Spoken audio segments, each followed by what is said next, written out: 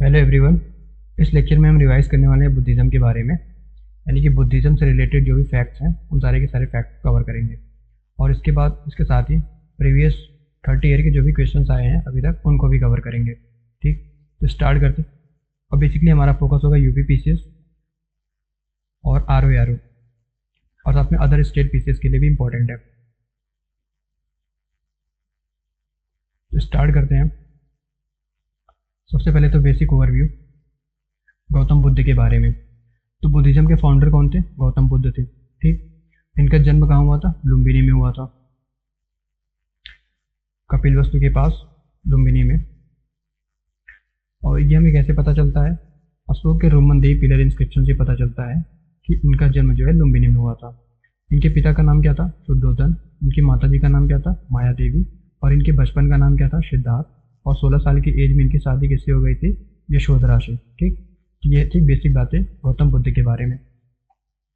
अब जो next point है हमारा वो है बुद्धिज़्म के सिंबल्स के बारे में। यानी कि बुद्धिज़्म मतलब गौतम बुद्ध के जन्म से लेकर के मृत्यु तक के कुछ इंपॉर्टेंट इवेंट्स हैं जिनको एक डिफरेंट सिंबल से रिप्रेजेंट किया जाता है। तो इनसे रिलेटेड क्वेश्चन पूछे जाते हैं, खासकर पीसीएस में पूछे जाते हैं। तो उसमें सबसे इंपॉर्टेंट सिंबल है बर्थ, और उसके बाद दूसरा सबसे इंपॉर्टेंट उनका डेथ। तो उनके बर्थ को रिप्रेजेंट करते हैं लोटस और बुल से, यानी कि कमल से और बैल से। और उन्होंने जब ज्ञान प्राप्ति के लिए घर त्याग किया था तो उस इवेंट को बोलते हैं महाविनिष्क्रमण। ठीक, और उसको रिप्रेजेंट करते हैं हॉर्स यानी कि घोड़े से। और उन्होंने जब ज्ञान की प्राप्ति कर ली थी तो एक वृक्ष के नीचे प्राप्त किया था। उस वृक्ष के बेसिस पे उसको उस इवेंट को बोलते हैं बोधि ट्री। ठीक, उन्होंने जब ज्ञान की प्राप्ति कर ली थी उस इवेंट को बोधि ट्री से रिप्रेजेंट करते हैं, यानी कि एक तरीके से उसका सिंबल है। अब उन्होंने जब अपना पहला उपदेश दिया था ज्ञान प्राप्ति के बाद, वो दिया था सारनाथ में। तो उस इवेंट को रिप्रेजेंट करते हैं व्हील से। व्हील और डियर, DEER वाला डियर। ठीक, व्हील और डियर से। और उनका डेथ स्तूप से रिप्रेजेंट किया जाता है। ठीक, ये तो बुद्धिज़्म बुद्ध के रिलेटेड लाइफ सिंबल्स। ठीक, वो हमारा नेक्स्ट पॉइंट है उनके लाइफ इवेंट्स है। गौतम बुद्ध के कुछ इंपॉर्टेंट लाइफ इवेंट्स हैं। जैसे उन्होंने घर त्याग किया था, कितने साल की एज थी उनकी, जिसको बोलते हैं महाविनिष्क्रमण। उस समय उनकी एज थी 29 ईयर ओल्ड। अब उन्होंने जब निर्वाण प्राप्ति की, यानी कि उनको ज्ञान की प्राप्ति हुई, कहाँ पे? बोध गया में, जो कि है बिहार में। ठीक, और कहाँ पे? बोधि वृक्ष के नीचे। अभी हमने ऊपर देखा ना, बोधि वृक्ष सिंबल था एक तरीके से उनका ज्ञान प्राप्ति का। महाबोधि टेम्पल अभी बनाया गया, प्रेजेंटली वहाँ पे महाबोधि टेम्पल सिचुएटेड है। ठीक, उन्होंने पहला उपदेश दिया था सारनाथ में। और इस इवेंट को बोला जाता है, ये घटना जो थी इसे बोला जाता है धर्मचक्र परिवर्तन। यानी कि उनका एक तरीके से पूरी तरीके से जो भी अपना बेसिक धम्म को लेकर के माइंडसेट था चेंज हो चुका था। और उन्होंने सबसे ज़्यादा उपदेश कहाँ दिए थे? श्रावस्ती में दिए थे। और उनके डेथ के बारे में बोला जाता है कि 80 साल की एज में उनकी डेथ हुई थी। कहाँ पे? कुशीनगर में, 483 BC में। ठीक, अब नेक्स्ट जो हमारा है वो मेजर कॉन्सेप्ट्स। बुद्धिज़्म के कुछ इंपॉर्टेंट कॉन्सेप्ट्स हैं उनके बारे में। तो 3 इंपॉर्टेंट है, एक तो 4 RSS, दूसरा अष्टांगिक मार्ग यानी 8 फुल पाथ, और तीसरा त्रिरत्न। जो पहला 4 RSS है ये दुख से रिलेटेड है, और ये अष्टांगिक मार्ग ये रिलेटेड है कैसे निर्वाण प्राप्ति किया जाए। ठीक, निर्वाण की प्राप्ति के रास्ते में जो जो इंपॉर्टेंट चीज़ें हैं उनके बारे में। और त्रिरत्न ये बुद्धिज़्म फॉलो करने वाले जो भी लोग जो भी मॉन्क्स थे उनके जो बेसिक टेनेंट्स थे उनको बनाए रखने के लिए बुद्ध, संघ और धम्म का कॉन्सेप्ट दिया गया था। तो पहले देखते हैं 4 नोबल ट्रुथ। तो 4 नोबल ट्रुथ में जो बात की गई है वो दुख, उसका कारण, उसको रोकने का उपाय, और उसको मतलब रास्ता, मतलब दुख को दूर करने का जो मार्ग क्या होना चाहिए। एक तरीके से सफरिंग, उसका कॉज, सफरिंग का सिचुएशन, और सफरिंग को दूर करने का जो पाथ है। ठीक, तो ये 4 सत्य हैं या नोबल ट्रुथ है। अष्टांगिक मार्ग में क्या है? इसने मतलब समाधि की प्राप्ति यानी निर्वाण सैल्वेशन की प्राप्ति के लिए जो इम्पोर्टेंट एक मतलब ह्यूमन में होना चाहिए बेसिक टेनेंट्स, उसके बारे में बात की गई है। तो ये है राइट व्यू यानी कि दृष्टि, इंटेंशन यानी कि जो हमारा संकल्प है, हमारा मतलब मोटिवेशन है या इंटेंशन, और स्पीच यानी कि हमारा वचन, एक्शन हमारे कर्म, लाइवहुड हमारे आजीविका, हमारे एफर्ट्स यानी हमारे प्रयास, और माइंडफुलनेस यानी कि जैसा हम अपने दिमाग में विचार में बना करके रखते हैं, अपनी स्मृतियों में जो चीज़ें बना करके रखते हैं यानी कि हमारी स्मृति, वो है माइंडफुलनेस। और कॉन्सेंट्रेशन को रिलेट किया जाता है समाधि से, यानी कि फाइनली समाधि तक की जब जर्नी है उसको कंप्लीट करने के लिए 7 चीज़ों की ज़रूरत है, तब जाकर के हम फाइनली समाधि को अटेंड कर पाते हैं। अब त्रिरत्न के बारे में जैसे मैंने बताया ना कि बुद्धिज्म को एक रूल्स एंड रेगुलेशन में मेंटेन करने के लिए बुद्ध संघ एंड धम्म का कॉन्सेप्ट दिया गया। ठीक, अब अगला पॉइंट है हमारा बुद्धिस्ट काउंसिल के बारे में। तो पता ही होगा बेसिकली 4 बुद्धिस्ट काउंसिल हुए, पहला, दूसरा, तीसरा और चौथा, और ये डिफरेंट डिफरेंट राजाओं के टाइम में हुआ और डिफरेंट डिफरेंट प्लेसेस पे हुआ। ठीक, और डिफरेंट डिफरेंट टाइम पीरियड में हुआ। बस हमको यही ध्यान रखना है। और इनको जो प्रिसाइड करने वाले थे, जो बुद्धिस्ट मॉन्क थे, यानी कि जो उसके प्रेसिडेंट हुआ करते थे उस काउंसिल के, वो भी अलग अलग थे। तो इस पॉइंट से बहुत सारे क्वेश्चन पूछे गए हैं पीसीएस एग्जाम में, स्टेट पीसीएस में भी और मतलब यूपी पीसीएस में भी और बाकी अदर स्टेट पीसीएस में भी। तो पहला जो काउंसिल था वो हुआ तो जैसे ही बुद्ध की डेथ हुई थी 483 बीसी में, 80 ईयर जब उनकी अवस्था थी, राजगिरी में पहला काउंसिल हुआ था। उस समय के राजा थे अजातशत्रु। ठीक, और जो उसके प्रेसिडेंट थे महाकश्यप ने उसको प्रिसाइड किया था पहले बुद्धिस्ट काउंसिल को। और सेकेंड बुद्धिस्ट काउंसिल कब हुआ था? 383 बीसी, पहले के 100 साल के बाद। और ये कहाँ पे हुआ था? वैशाली में हुआ था। और इसको सब्बकामी ने प्रिसाइड किया था, मतलब इसकी हेड थी। और ये हुआ था कालाशोक के टाइम में। उस टाइम का जो कंटेम्प्रेरी किंग था वो था कौलाशोक। और तीसरा बुद्धिस्ट काउंसिल हुआ था 247 बीसी कहीं कहीं, और कहीं कहीं 250 बीसी भी होता है। ठीक, तो ये पाटलिपुत्र यानी कि प्रेजेंटली पटना में हुआ था। इसको प्रिसाइड किया था मोगलीपुत्र ने। मोगलीपुत्र या मोगलीपुत्र जो भी बोला, मोगलीपुत्र तिस्सा पूरा नाम इनका। इस टाइम में जो किंग थे वो थे अशोक, द ग्रेट अशोक। ठीक, और जो चौथा बुद्धिस्ट काउंसिल लास्ट वाला हुआ था, ये हुआ था 1st सेंचुरी एडी में। और ये कहाँ हुआ था? कुंडलवन। कुंडलवन कहाँ है? मतलब प्रेजेंटली जो कश्मीर रीजन है वही कुंडलवन होता था। इसके प्रेसिडेंट कौन थे? वासुमित्र। और इसके जो वाइस प्रेसिडेंट थे वो तो अश्वघोष। ठीक, और राजा कौन थे? कनिष्क। कौन सा इनका था?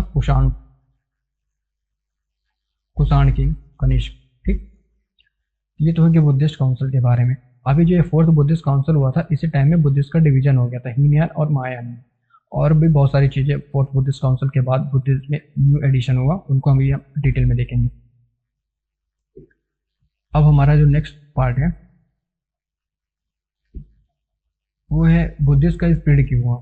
तो बुद्धिस्ट के ऐसा तो है नहीं कि बुद्धिज्म के पहले इंडिया में कोई रिलीजन नहीं था। जैनिज्म था और लोकायत था, हिंदुइज्म तो था ही था।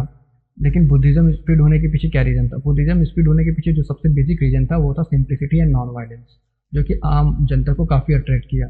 सिंप्लिसिटी का मतलब ज़्यादा उनमें तामझाम नहीं था, यज्ञ जैसा कोई कॉन्सेप्ट नहीं था। तो इस वजह से जो आम लोग थे ना, और खासकर नॉन ब्राह्मण थे, उनको काफ़ी अट्रैक्ट किया। और इसके अलावा बुद्धिज्म मोनेस्ट्रीज और एजुकेशन इंस्टीट्यूशंस को स्टेब्लिश किया उन्होंने। तो एक तरीके से उन्होंने अपने प्रचार प्रसार को इंस्टीट्यूशनलाइज कर दिया। ठीक, जैसे नालंदा यूनिवर्सिटी का स्टेब्लिश, विक्रमशिला, वल्लभी, इस तरीके के जो भी यूनिवर्सिटीज़ का स्टेब्लिश किया गया, जिससे काफ़ी चीज़ें इंस्टीट्यूट इस तरीके से हमारा जो मतलब इनके प्रचार प्रसार के बारे में होते हैं। अब नेक्स्ट जो हमारा पॉइंट है वो इंपॉर्टेंट पर्सनालिटीज़, बुद्धिज्म के कुछ इंपॉर्टेंट पर्सनालिटीज़ थे उनके बारे में। सबसे पहले तो स्कॉलर्स को देखेंगे। उसके स्कॉलर्स के अलावा भी कुछ इंपॉर्टेंट पर्सनालिटीज़ थे जो इनका बुद्ध से डायरेक्ट कनेक्शन था, उनको देखेंगे। तो स्कॉलर्स में बेसिकली 4-5 इंपॉर्टेंट स्कॉलर हैं। एक तो है नागार्जुन। नागार्जुन ने दिया था माध्यमिका करिका, यानी कि माध्यमिका करके उन्होंने एक बुक लिखी थी बुद्धिज्म की, और उन्होंने शून्य का सिद्धांत दिया था, शून्यता का सिद्धांत। नागार्जुन की स्कॉलर। अश्वघोष ने बुद्ध चरित्र की रचना की थी। और वासुबंधु थे। वासुबंधु ने अभिधम्म कोश बुद्धिस्ट का एक बुक है उसको लिखा था। आशंक थे, उन्होंने विज्ञानवाद का कॉन्सेप्ट दिया था। और दिग्नांग ने बुद्धिस्ट लॉजिक दिया था। ठीक, और धर्मकीर्ति भी एक बुद्धिस्ट स्कॉलर्स थे। इनको बोला जाता है कांट ऑफ इंडिया, इंडिया के कांट के रूप में जाना जाता है। क्यों? इनके फिलोसफिकल वर्क के लिए। तो हमने नागार्जुन को देख लिया, अश्वघोष को देख लिया, वासुबंधु को, आशंक को, दिग्नांग को, धर्मकीर्ति को। ठीक, और कुछ और अदर इंपॉर्टेंट पर्सनालिटीज। तो सुबुद्ध कौन थे? सुबुद्ध थे वो लास्ट पर्सन थे जिनको बुद्ध ने बुद्धिज्म की दीक्षा दी थी। ठीक, इसके बाद बुद्ध की मृत्यु हो गई थी। आलमाराम, तो ज्ञान प्राप्ति के पहले बुद्धिज्म मतलब बुद्ध जब ज्ञान की प्राप्ति में भटक रहे थे तो उनकी मुलाकात इनसे हुई थी। तो इन्होंने मतलब एक तरीके से इनिशियली उनको टीच करने का काम किया था। आलमारा एक तरीके से उनके गुरु थे। मैत्रेय जो बुद्धिज्म में कॉन्सेप्ट है वो है फ्यूचर बुद्धा का, यानी कि फ्यूचर में जो बुद्ध आएंगे और फिर बाकी सारी जितनी भी चीज़ें गड़बड़ रहेंगी उनको ठीक करेंगे। और ये त्रिपिटक है, ये ग्रंथ है, बुद्धिज्म के जो बेसिक ग्रंथ है। एक है सुत्त पिटक, दूसरा है विनय पिटक, उसके बाद है अभिधम्म पिटक। सुत्त पिटक में बुद्धिस्ट ने जो भी अपने जीवन काल में जो भी बातें बोली उसको कंपाइल किया गया है, यानी कि बुद्धिस्ट के टीचिंग्स के बारे में। और विनय पिटक में जो संघ बनाया है, संघ के रूल्स एंड रेगुलेशंस को कंपाइल किया गया है विनय पिटक में। अभिधम्म पिटक में जो फिलोसॉफिकल एस्पेक्ट्स है बुद्धिज्म का, फिलोसॉफिकल एस्पेक्ट्स उसको कंपाइल किया गया है अभिधम्म पिटक में। अभिधम्म यानी कि फिलोसफी, सुत्त यानी कि टीचिंग्स, और विनय पिटक यानी कि रूल्स फॉर द संघ। अब हमारा नेक्स्ट जो पॉइंट है वो है सेक्ट्स। अभी हमने देखा ना बुद्धिज्म सेक्ट्स के बारे में, तो बेसिकली जो दो सेक्ट्स है इन पर क्वेश्चन पूछे जाते हैं। एक है महायान सेक्ट और दूसरा है हीनयान सेक्ट। तो महायान सेक्ट और हीनयान सेक्ट में बेसिक डिफरेंस क्या है? तो दोनों में एक जो महायान सेक्ट है वो थोड़ा सा एक मतलब हीनयान सेक्ट जो है ये रेडिकल विंग है, यानी कि पुराना जो बुद्धिज्म का जो ये मतलब बुद्धिज्म को बना करके जिन्होंने जैसे गौतम बुद्ध ने दे करके गए हैं तो वो चाहते हैं कि वो ऐसे ही बना रहे, ठीक है। और हीनयान सेक्ट, महायान का मतलब होता है बेसिकली, मतलब इन दोनों को साथ में पढ़ने तो ज़्यादा आसान होगा। पहले तो हीनयान देखते हैं जो पहले आया था। तो हीनयान का बेसिकली मतलब होता है लेसर व्हीकल, लेसर व्हीकल। इसमें बुद्ध को एक महान आदमी के तौर पर ट्रीट किया जाता है, ठीक है। और महायान में बुद्ध को एज ए गॉड ट्रीट किया जाता है, उनको भगवान विष्णु के अवतार के रूप में भी ट्रीट किया जाता है। और इनको सॉल में बिलीव करते थे, आत्मा में, और पुनर्जन्म में भी, रीबर्थ में।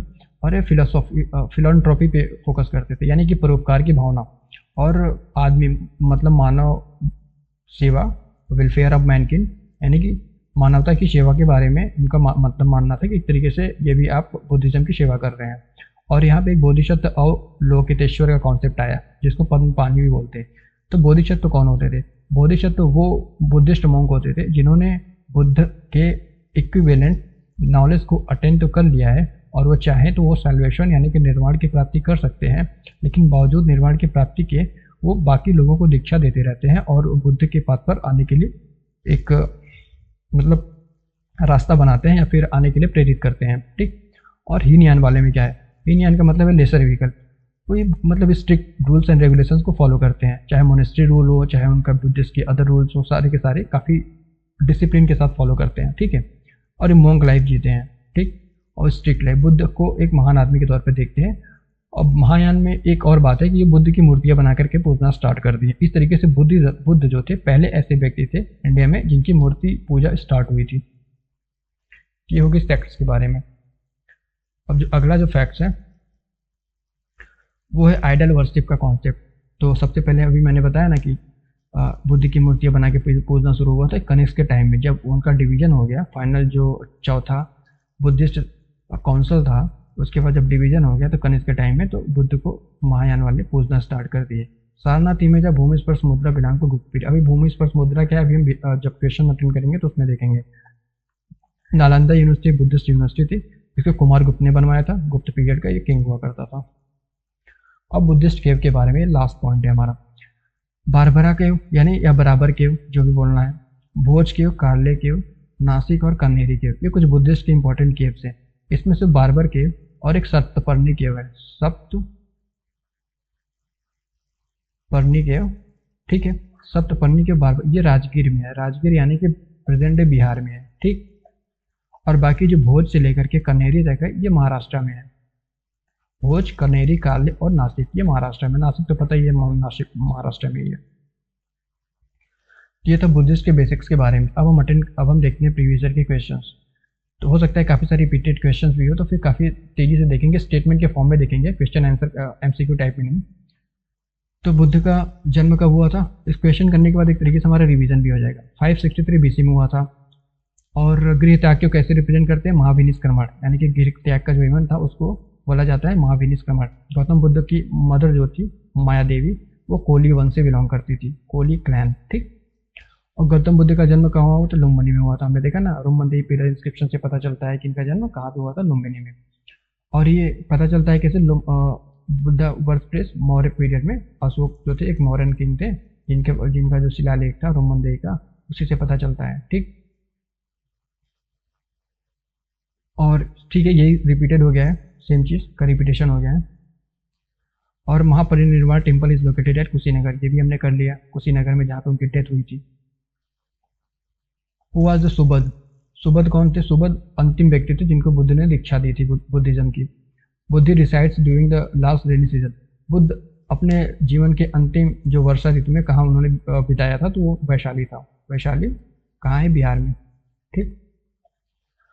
Which one of the following describe best the concept of निर्वाण? बुद्धिज्म में जो निर्वाण है या सेल्वेशन का क्या मतलब है? इसका बेसिक सा मतलब है कि अपनी इच्छाओं का मर जाना, यानी कि हमारी जब इच्छाएं खत्म हो जाती है तो एक तरीके से हम निर्वाण के स्टेज में पहुंच जाते हैं, मतलब extension of the flame of Dzire.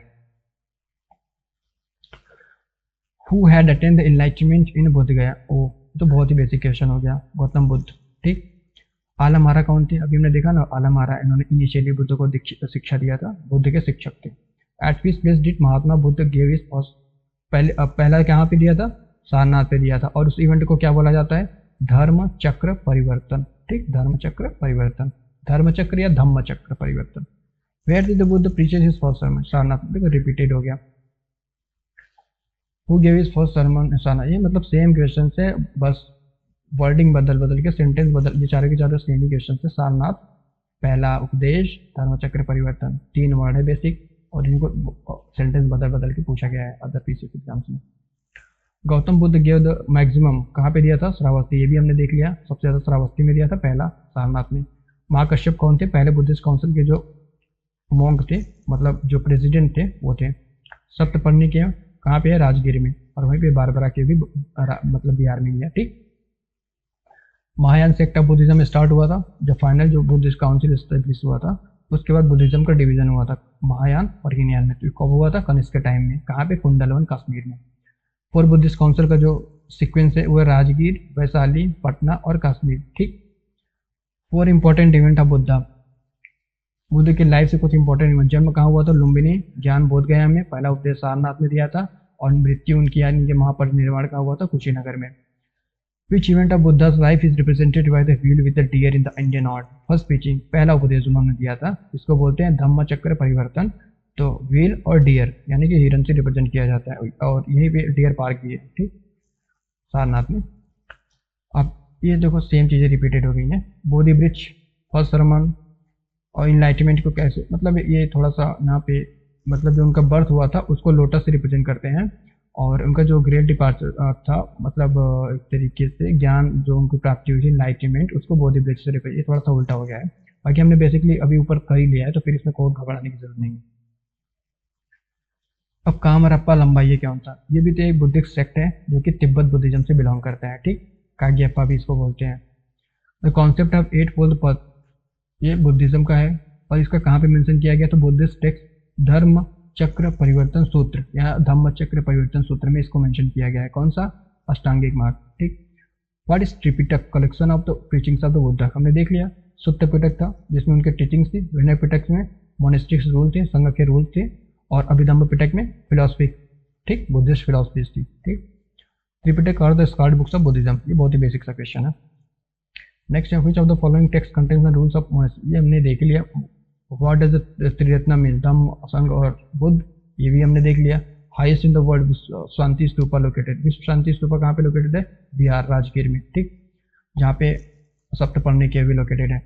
80 metre Buddha की मूर्ति कहाँ बनाई गई है? बोध गया में। किसकी हेल्प से? जापानीज बुद्धिस्ट के हेल्प से। ठीक। अनात्मवाद यानी कि नॉन सेल्फ का कॉन्सेप्ट किससे रिलेटेड है? बुद्धिज्म से। आत्मवाद का भी कॉन्सेप्ट बुद्धिज्म से रिलेटेड है। आत्मवाद का कॉन्सेप्ट जैनिज्म में भी है, आत्मवाद का कॉन्सेप्ट हिंदुइज्म में भी है। स्तूप क्या है? Stupa site which is not connected to any incident of the life of Buddha. मतलब ऐसा कौन सा स्तूप है जो डायरेक्टली बुद्ध के जीवन से मतलब रिलेटेड नहीं है। तो सांची का स्तूप, सांची का स्तूप बेसिकली अशोक ने बनवाया था बुद्ध के जन्म के काफी बाद। ठीक। और who among the following known as light of Asia? मतलब एशिया का प्रकाश किसे बोला जाता है? एशिया का बिम या एशिया का प्रकाश वो गौतम बुद्ध को बोला जाता है। ठीक है। और the first human statue worship, ये हमने बता ही दिया, बुद्ध का था। कनिष्क के पीरियड में जब उनका डिवीजन हो गया तो फिर बुद्ध को महायान वालों ने मूर्ति बना करके पूजना स्टार्ट कर दिया। Laid the foundation of the idol worship Buddhism. मतलब सेम क्वेश्चन है, बस वर्डिंग चेंज है। तो धर्म चक्र मुद्रा क्या है? गांधारी स्टाइल में बना हुआ है। कहाँ पे? सारनाथ में। Oldest sculptures of Buddha is made in the style Gandhari style. Gandhari style कहाँ पर डेवलप हुआ था? अभी प्रेजेंटली जो नार्दर्न अफगानिस्तान और पीओके वाला रीजन है वहाँ पे डेवलप हुआ था। Standing statue of Gautam Buddha Kushan period में इसका स्टार्टिंग हुआ था। और जो लास्ट क्वेश्चन है हमारा जो है भूमि स्पर्श मुद्रा के बारे में, तो भूमि स्पर्श मुद्रा बेसिकली ये होता है कि गौतम बुद्ध कहते हैं कि हाँ मतलब पृथ्वी से अर्थ को, जो अर्थ है उसको अपना विटनेस बनाते हैं, उनको अपना साक्षी बनाते हैं और बोलते हैं कि हाँ देखो मैंने इस तरीके से ज्ञान प्राप्त कर लिया है, सैल्वेशन को पा लिया है, अब आप मेरी इसके जो है साक्षी बनो। ठीक, तो ये था बुद्धिज्म, हमने बुद्धिज्म को कंप्लीट कर लिया। अब नेक्स्ट वीडियो में हम जैनिज्म को कंप्लीट करेंगे।